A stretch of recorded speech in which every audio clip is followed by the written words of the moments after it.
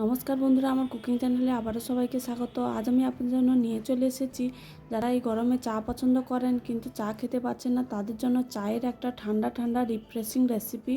প্রথমে আমি এই রেসিপিটা বানানোর জন্য একটা চিনির শিরা বানিয়ে নেব। হাফ কাপ চিনি নিয়ে নিয়েছি, 1 কাপ জল দিয়ে 5 থেকে 7 মিনিট ভালো করে ফুটিয়ে নামিয়ে নেব। তারপরে আমি এখানে একটা লিকার চা বানিয়ে নেব। প্রথমে ওই সসপ্যানটা ভালো করে ধুয়ে আবার বসিয়ে দিয়েছি, তার মধ্যে 1 কাপ জল দিয়ে দেবো আর কিছুটা চা পাতা দিয়ে ভালো করে ফুটিয়ে একটা লাল চা বানিয়ে নামিয়ে নেব। চিনির শিরা এবং লিকার চাটা আমি ঠান্ডা হতে দেব।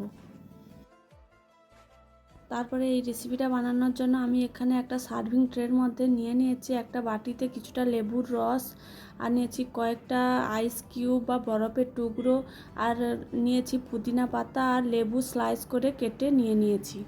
আর এখানে নিয়ে নেব আগে থেকে যে চিনির শিরাটা বানিয়ে ঠান্ডা করে রেখেছিলাম ওটা, আর লিকার চাটা যে ঠান্ডা করে রেখেছি ওটাও নিয়ে নেব। তারপরে আমি একটা হামাম দস্তার মধ্যে কয়েকটা পুদিনা পাতা নিয়ে অল্প একটু থেতো করে নেব।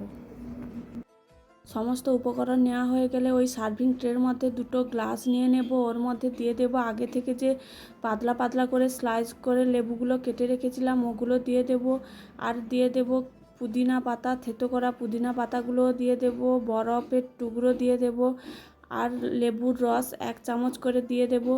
দেওয়া হয়ে গেলে তার মধ্যে দিয়ে দেব আগে থেকে যে চিনির শিরাটা করে ঠান্ডা করে রেখেছিলাম ওটাও অল্প অল্প করে দিয়ে দেব, আর লিকার চাটাও অল্প করে দিয়ে দেব। দিয়ে তার মধ্যে দিয়ে দেব ফ্রিজের ঠান্ডা জল দিয়ে গ্লাসগুলো ভর্তি করে চামচের সাহায্যে সব উপকরণ একসঙ্গে মিশিয়ে নেব। সমস্ত উপকরণ ভালোভাবে মেশানো হয়ে গেলে একদম রেডি হয়ে যাবে এই গরমে মন প্রাণ ঠান্ডা করার মতো রিফ্রেশিং একটা ড্রিঙ্ক।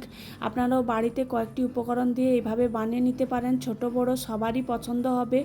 ভিডিওটি ভালো লেগে থাকলে আমার চ্যানেলটি সাবস্ক্রাইব করে দেবেন।